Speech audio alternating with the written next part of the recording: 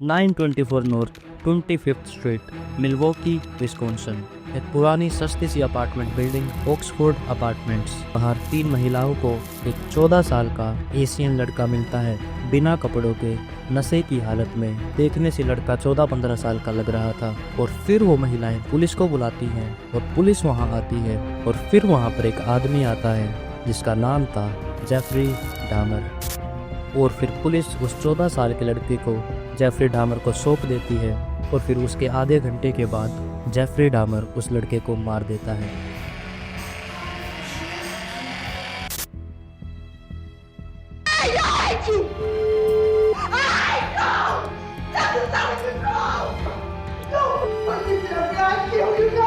I have seen their tears, and if I could give my life right now to bring their loved ones back, I would do it.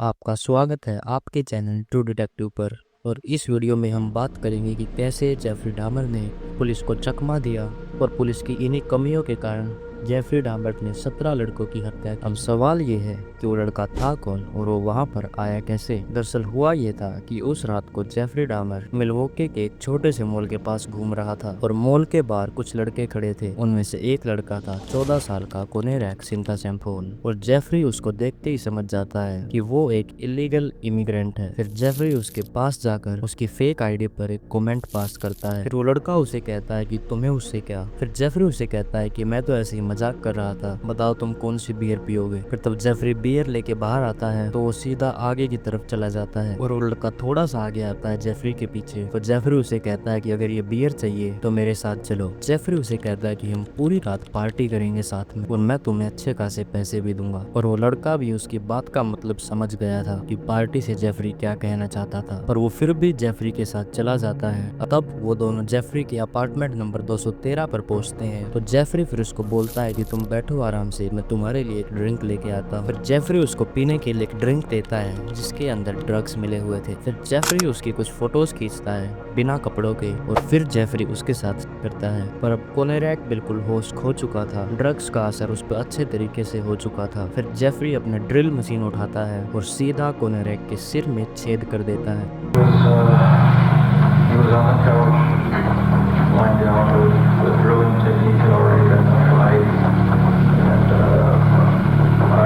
अब Jeffrey को यहाँ लग रहा था कि अब कोनेरैक उठने वाला नहीं है। अब कोनेरैक के सिर में छेद करने के बाद जेफरी वहाँ से चला जाता है कुछ और बियर्स खरीदने के लिए, पर वो अपने अपार्टमेंट के डोर को अनलॉक ही छोड़ जाता है। और फिर कुछ देर बाद कोनेरैक को होश आता है और वो बिना कुछ सोचे समझे सीधा वहाँ से भागता है। उसका खून भी काफी ज्यादा बह रहा था और वो जैसे तैसे वहाँ से निकल लेता है और वो अपार्टमेंट के एंट्रेंस पर जाके गिर जाता है। वहाँ पर उस पर नजर पड़ती है 3 महिलाओं की और फिर वो 3 महिलाएं पुलिस को बुलाती है। Then he studied fall out. He had his brother. He had no clothes on. He was really hurt.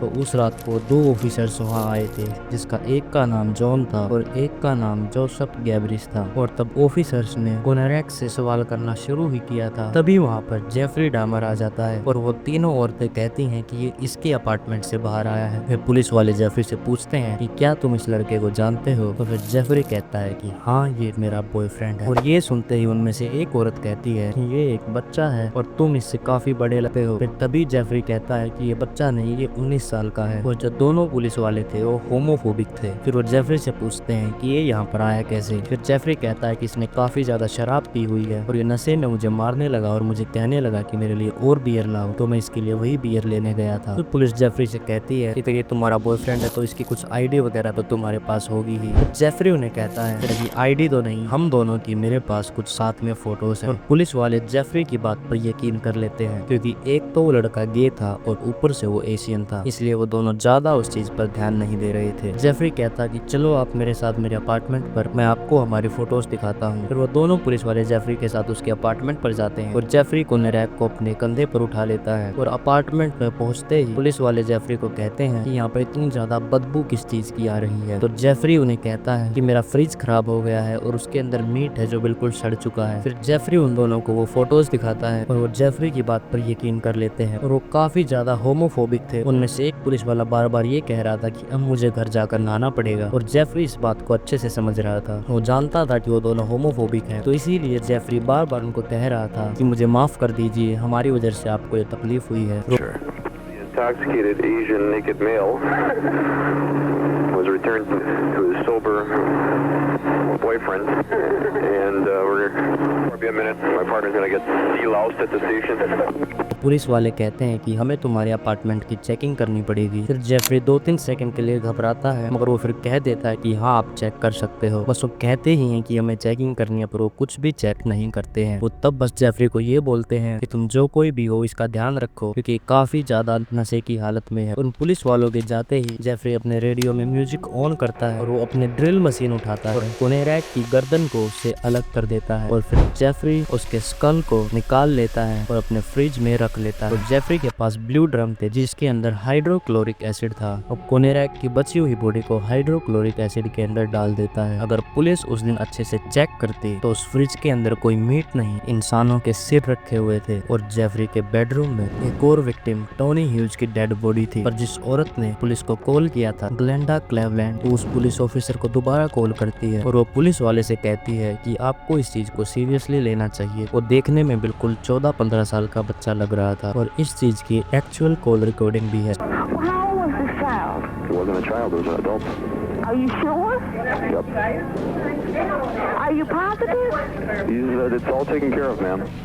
Jeffrey ने कोनेरैक को 27 मई को मारा था और फिर इसके बाद अगले 1.5 महीने में जेफरी 4 लड़कों की और हत्या करता है। वो जिन लड़कों की हत्या करता है उनके नाम थे मैट टर्नर, जिसकी हत्या वो 30 जून को करता है, जेरमिया वीनबर्गर, जिसकी हत्या वो 5 जुलाई को करता है, ओलिवर लेसी, जिसकी हत्या वो जुलाई 15 को करता है, और फिर उसके 4 दिन बाद ही जोसेफ ब्रैडहो जुलाई 19। और इन सभी को जेफरी उसी सेम पैटर्न से अपने अपार्टमेंट पर लेकर आया था। वही पैसों के बदले फोटोज, अल्कोहल, पार्टी। जेफरी हमेशा ऐसे लड़कों को टारगेट करता था जो ब्लैक थे या लैटिनो थे या फिर एशियन थे, जिनकी मिसिंग रिपोर्ट पर पुलिस इतना ज्यादा ध्यान नहीं देती थी।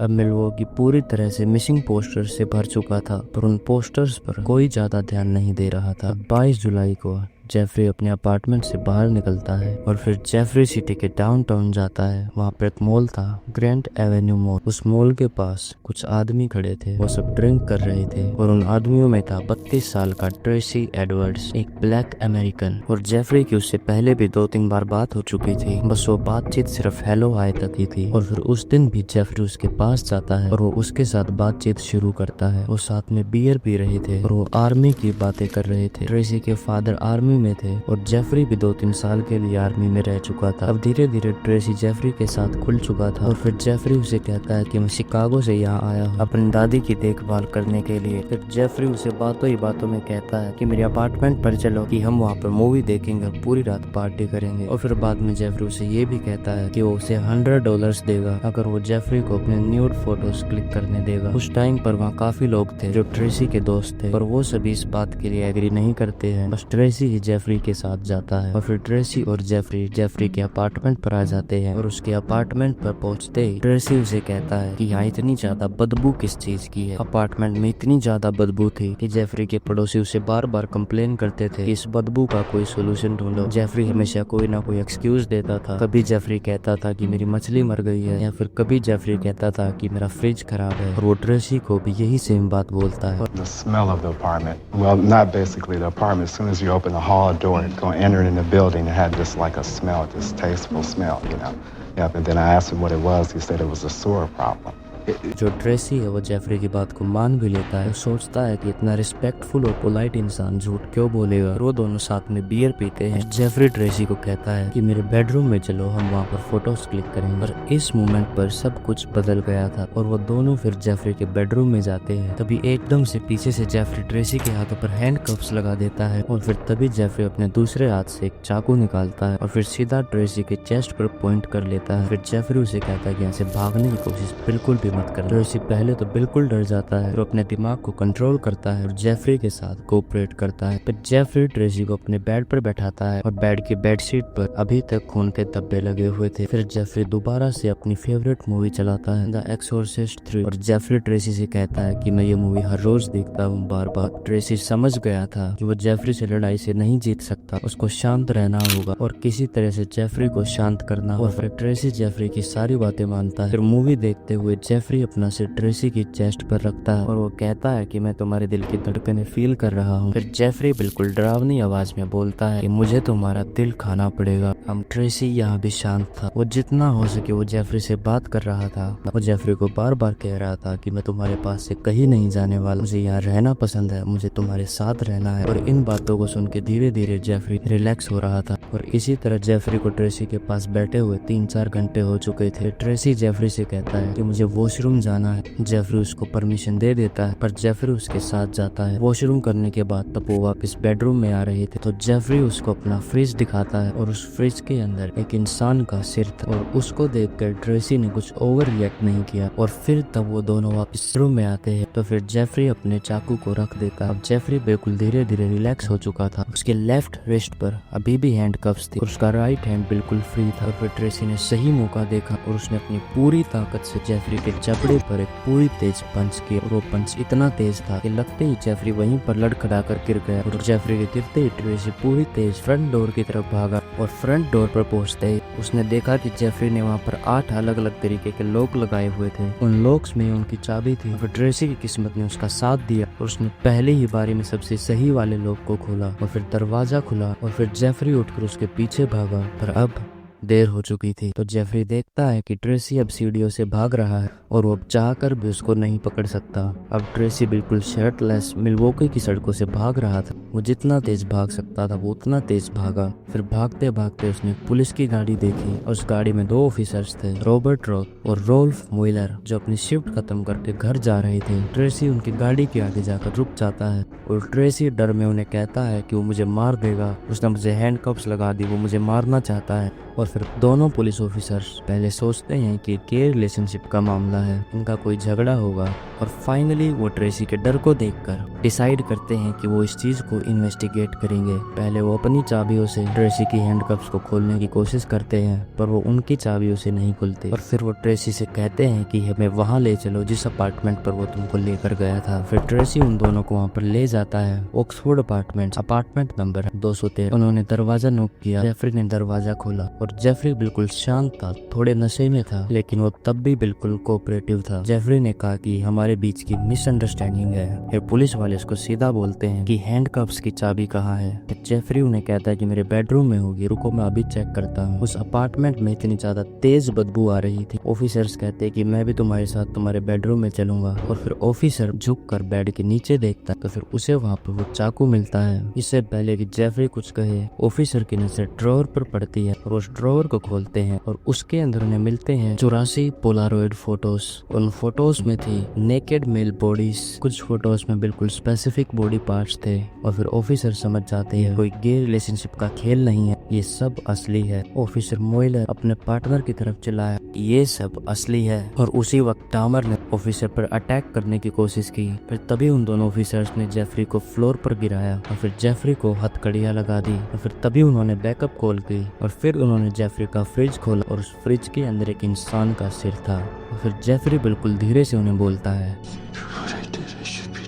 जो मैंने किया है उसके लिए मुझे मर जाना चाहिए। और फिर वहाँ पर media, backup team, forensic team, detective सब आ गए और पूरी ऑक्सफोर्ड बिल्डिंग में हल्ला मच गया। जेफरी को वहीं अरेस्ट कर लिया गया और जो चीजें वहाँ पुलिस को मिली वो चीजें कोई सपने में भी नहीं सोच सकता है। इंसानों के सिर, खोपड़ियाँ, दिल, किडनी, लीवर, 57 गैलन का ब्लू प्लास्टिक ड्रम जिसके अंदर 3 टॉर्सो डिकम्पोज की हुई थी, male private parts, hydrochloric acid, chloroform, drill machine, kitchen knife, sledge hammer. पर ये लिस्ट बहुत लंबी है दोस्तों, इस पर एक पूरी स्पेसिफिक वीडियो बन सकती है। पर यहीं पर 22 जुलाई 1991 को जेफरी डामर को अरेस्ट कर लिया जाता है और यहीं से उसका नाम पड़ा था मिल्वॉकी मॉन्स्टर। और वो सच में एक मॉन्स्टर ही था। चैनल को सब्सक्राइब करें। आप देख रहे थे ट्रू डिटेक्टिव।